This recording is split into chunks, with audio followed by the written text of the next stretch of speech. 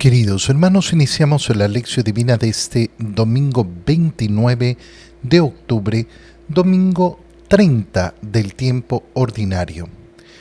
Por la señal de la Santa Cruz de nuestros enemigos, líbranos, Señor Dios nuestro, en el nombre del Padre, y del Hijo, y del Espíritu Santo. Amén. Señor mío y Dios mío, creo firmemente que estás aquí, que me ves, que me oyes, te adoro con profunda reverencia, te pido perdón de mis pecados y gracia para hacer con fruto este tiempo de lección divina. Madre mía Inmaculada, San José, mi Padre y Señor, Ángel de mi guarda, interceded por mí. En la primera lectura de este domingo leemos el libro del profeta Jeremías, capítulo 31, versículos 7 al 9. Esto dice el Señor: griten de alegría por Jacob, regocíjense por el mejor de los pueblos, proclamen, alaben y digan: el Señor ha salvado a su pueblo, al grupo de los sobrevivientes de Israel. He aquí que yo los hago volver del país del norte y los congrego desde los confines de la tierra. Entre ellos vienen el ciego y el cojo, la mujer encinta y la que acaba de dar a luz. Retorna una gran multitud. Vienen llorando, pero yo los consolaré y los guiaré. Los llevaré a torrentes de agua viva por un camino llano en el que no tropezarán, porque yo soy para Israel un padre y Efraín es mi primogénito. Palabra de Dios. Qué importante es reflexionar delante de la lectura del profeta Jeremías cómo se utiliza la terminología padre, no referida al individuo y no referida a esa condición natural de Dios. ¿A qué me refiero? Hemos leído hacia el final de la lectura: porque yo soy para Israel un padre, no el Padre. Y esto es importante siempre recordarlo. ¿Por qué? Porque cuando nosotros hablamos de la fe cristiana, hablamos de nuestra fe en el Dios uno y trino. Y decimos que Dios es Padre, Hijo y Espíritu Santo. Tres personas, un solo Dios. Pero esta revelación solo ha llegado a través del Nuevo Testamento, de la Nueva Alianza. ¿Por qué? Porque se nos ha presentado el Hijo. El Hijo aquí, en cambio, es la multitud, es el pueblo, es la comunidad. Y yo soy Padre del pueblo, no en esa condición siempre eterna de que Dios es Padre y al ser Padre es Hijo. Pero esto tiene una importancia muy grande para nuestra reflexión. ¿Por qué? Porque Dios mira a la comunidad de Israel como su Hijo, a toda la comunidad. Durante esta semana hemos meditado a través de San Pablo justamente en cómo ese sabernos hijos de Dios nos tiene que llevar a esa visión eclesial, a esa visión comunitaria, a ese pertenecer al pueblo de Dios, a la iglesia de Dios. Y entonces encontramos en esa pertenencia cómo vamos a recibir efectivamente el beneficio de ese amor de Dios. Griten de alegría, hemos comenzado a leer hoy día. Regocíjense, proclamen, alaben, el Señor ha salvado a su pueblo, al grupo de los sobrevivientes de Israel. Esto es el anuncio del retorno de Israel a la tierra prometida, es decir, cuando ha terminado el tiempo de exilio. Pero es la imagen para nosotros para también llenarnos de esperanza sobre los problemas que se viven comunitariamente. Todos los países tienen profundos problemas y la Iglesia como pueblo de Dios también tiene profundos problemas. Qué bonito es llenar nuestro corazón de esa esperanza de que el Señor nos hace volver, nos congrega. Vienen ciegos, cojos, mujeres encinta y aquellas que acaban de dar a luz y vienen llorando, pero yo las los consolaré y los guiaré. Esa esperanza del alivio, del consuelo, que debe formar parte de nuestra vida. A veces tenemos tan poca esperanza en nuestro corazón porque nos hemos llenado solo de esperanzas humanas en primer lugar, pero además no solo se trata de mantener firme la esperanza cristiana en la vida eterna, sino que se trata también de luchar en este mundo para consolidar esas verdaderas esperanzas y anhelos que tienen los pueblos. En la segunda lectura leemos la carta a los Hebreos, capítulo 5, versículos 1 al 6.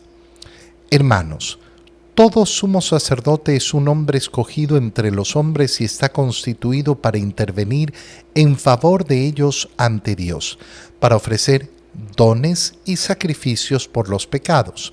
Él puede comprender a los ignorantes y extraviados, ya que él mismo está envuelto en debilidades. Por eso, así como debe ofrecer sacrificios por los pecados del pueblo, debe ofrecerlos también por los suyos propios.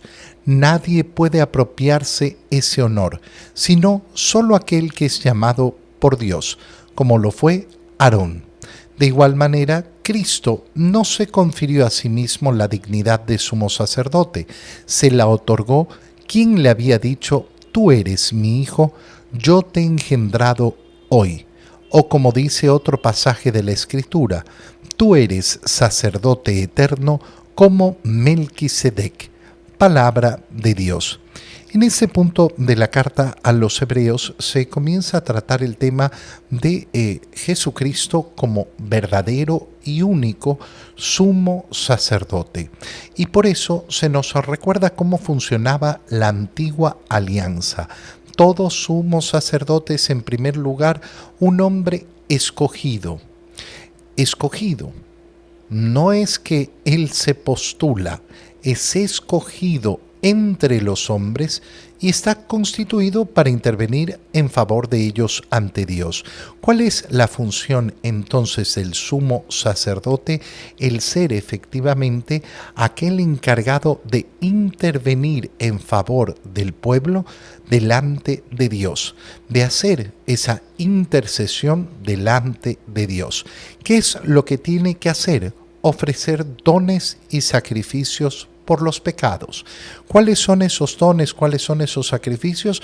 Los dones son las ofrendas que presenta el pueblo. Los sacrificios en la antigua alianza son los sacrificios de animales.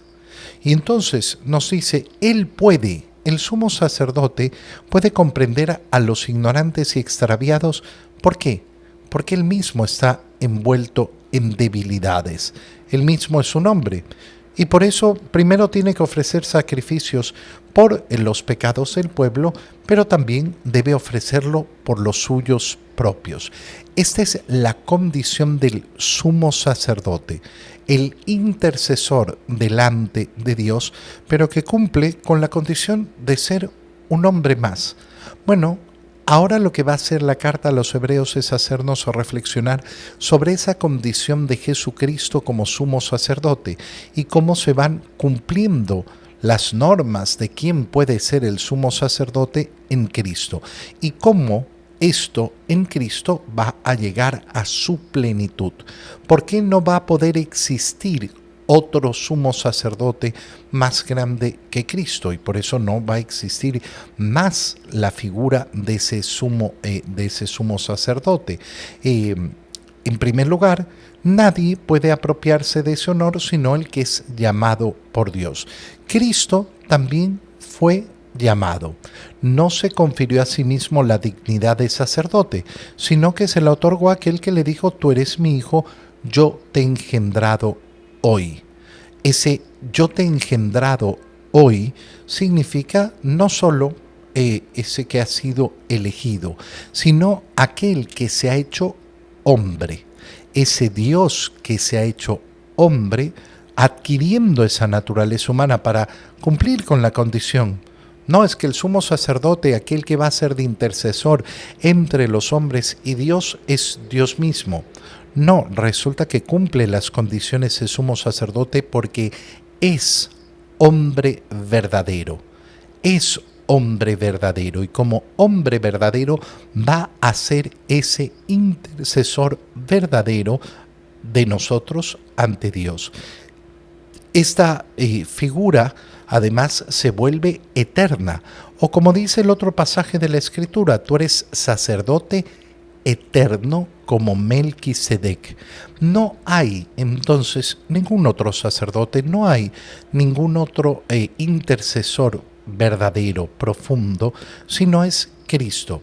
La función sacerdotal que cumplimos nosotros, los sacerdotes, ¿cuál es? En Cristo, y solamente en Cristo, unidos a su misión, esa misión que ha otorgado a los apóstoles de continuar con su misión, pero nunca como aspecto propio o alguna virtud propia que me pertenece a mí.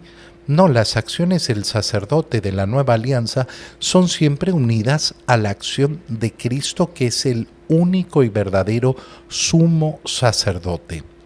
En el Evangelio, leemos el Evangelio de San Marcos, capítulo 10, versículos 46 al 52. En aquel tiempo, al salir Jesús de Jericó en compañía de sus discípulos y de mucha gente, un ciego llamado Bartimeo se hallaba sentado al borde del camino pidiendo limosna. Al oír que el que pasaba era Jesús Nazareno, comenzó a gritar: Jesús, Hijo de David, ten compasión de mí. Muchos lo reprendían para que se callara, pero él seguía gritando todavía más fuerte: Hijo de David, ten compasión de mí. Jesús se detuvo entonces y dijo: llámenlo. Y llamaron al ciego diciéndole: ánimo, levántate, porque él te llama. El ciego tiró su manto, de un salto se puso en pie y se acercó a Jesús. Entonces le dijo Jesús: ¿qué quieres que haga por ti? El ciego le contestó: Maestro, que pueda ver. Jesús le dijo: vete, tu fe te ha salvado. Al momento recobró la vista y comenzó a seguirlo por el camino. Palabra del Señor. La lectura de este Evangelio tiene varios niveles maravillosos a los cuales nos podemos ir aproximando. Lo primero es darnos cuenta que la historia que hemos leído se ubica en Jericó, donde está Jesús en compañía de sus discípulos. Esto es ya en el camino hacia Jerusalén. Ya Jericó dista bastante poco de Jerusalén. Mucha gente va junto a Jesús. Y un ciego, y nos enteramos su nombre: Bartimeo. Bartimeo. Un ciego llamado Bartimeo comienza a gritar. ¿Qué hacía Bartimeo? Se hallaba sentado al borde del camino pidiendo limosna. En ese lugar estaba bastante cómodo, es decir, ahí era donde pedía limosna en el camino, arropado con su manto, que es posiblemente esa posesión que lo tiene ahí acomodadito. Al oír que pasa Jesús, comenzó a gritar: Jesús, Hijo de David. Es decir, Bartimeo desde el primer grito hace una profesión de fe. ¿Quién es este? ¿Quién es este que está pasando? Es Jesús el Nazareno. Bueno, ese es el Hijo de David. ¿Cómo sabe Bartimeo que es el Hijo de David? Posiblemente se había escuchado varias veces en el Evangelio. Sabemos que a Jesús lo reconocen en ese título, Hijo de David. Pero decir Hijo de David es hacer una profesión de fe sobre la profecía hecha a David, es decir, la profecía mesiánica. Cuando Bartimeo dice Jesús, Hijo de David, lo que está diciendo es: yo creo que tú eres el Mesías esperado. ¿Qué ocurre entonces? Muchos lo reprendían para que se callara. ¿Por qué lo reprenden para que se calle? Les molesta seguramente los gritos que hace Bartimeo. Les molesta que esté gritando tan fuerte. Bueno, Nuestra aclamación a Dios puede molestar a muchos. Qué pena. Tenemos que aprender del ejemplo de Bartimeo, pero él seguía gritando todavía más fuerte: Hijo de David, ten compasión de mí. El mundo no puede apagar nuestra devoción. El mundo no puede apagar nuestra piedad. El mundo no puede hacer que dejemos de clamar a Dios por aquello que necesitamos, por esa compasión que esperamos de Él. Jesús se detiene y dice: llámenlo. ¿Por qué no se acerca a Él? Sabe que es un ciego y sin embargo no quiere Jesús acercarse a Él, tal vez por la gran multitud, pero hay algo mucho más profundo ahí. Jesús quiere que Bartimeo se mueva, que Bartimeo se acerque. Llámenlo. Y lo llaman. Y ahora sí le dan ánimo. Ánimo, levántate, porque Él te llama. Qué bonito es relacionar estas palabras con la primera lectura que hemos hecho. ¿Por qué? Porque en la primera lectura hemos visto en el libro de Jeremías cómo se nos invita a esa esperanza, a ese ánimo. Vengan, los consolaré. Bueno, Jesús llama y ahora la gente le da ánimo a Bartimeo. Él te llama. Qué bonito es cuando nuestra vida la vivimos de esta manera, sabiendo que el Señor nos llama. El ciego tiró su manto. Se desprende de este manto al que posiblemente le tenía mucho cariño, o era lo que lo protegía del frío, del polvo, de todo lo que tenía que sufrir ahí en el camino. Tal vez era una posesión importante y sin embargo ante el llamado del Señor bota el manto, lo tiró y de un salto se puso en pie y se acercó a Jesús.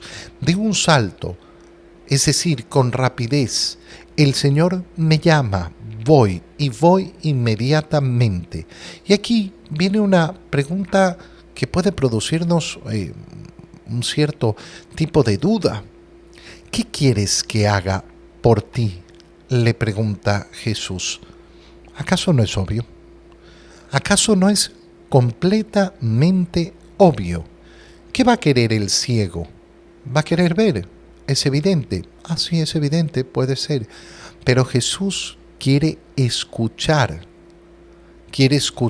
a Bartimeo, quiere escucharte a ti.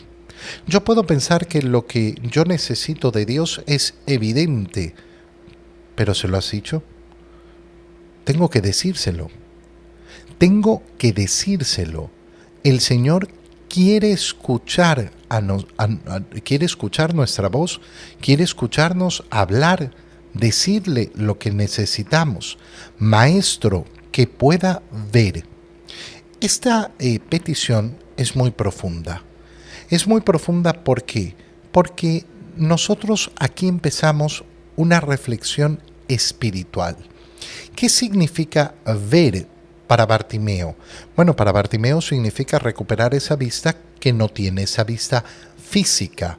Pero resulta que Jesús es la luz del mundo, no solo para que podamos ver físicamente con nuestros ojos, sino para ver espiritualmente. Y esa visión es mucho más importante que la física.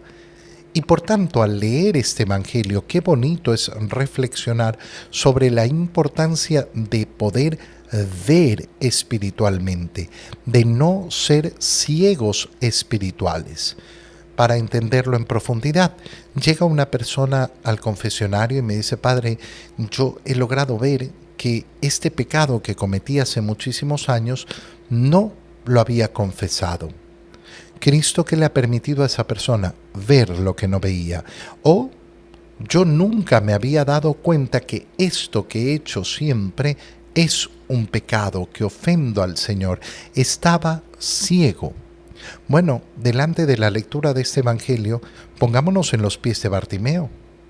Saltemos al encuentro de Jesús. ¿Por qué? Porque Él nos llama. ¿Para qué? Para pedirle que podamos ver, que yo pueda ver mis pecados, que pueda ver la profundidad de mis pecados, que pueda ver además todos aquellos pecados que nunca he confesado. Te doy gracias, Dios mío, por los buenos propósitos, afectos e inspiraciones que me has comunicado en este tiempo de lección divina. Te pido ayuda para ponerlos por obra. Madre mía Inmaculada, San José, mi Padre y Señor, Ángel de mi guarda, interceded por mí. María, Madre de la Iglesia, ruega por nosotros. Queridos hermanos, que el Señor los bendiga y los cuide en el nombre del Padre, y del Hijo, y del Espíritu Santo. Amén. Un muy feliz domingo para todos.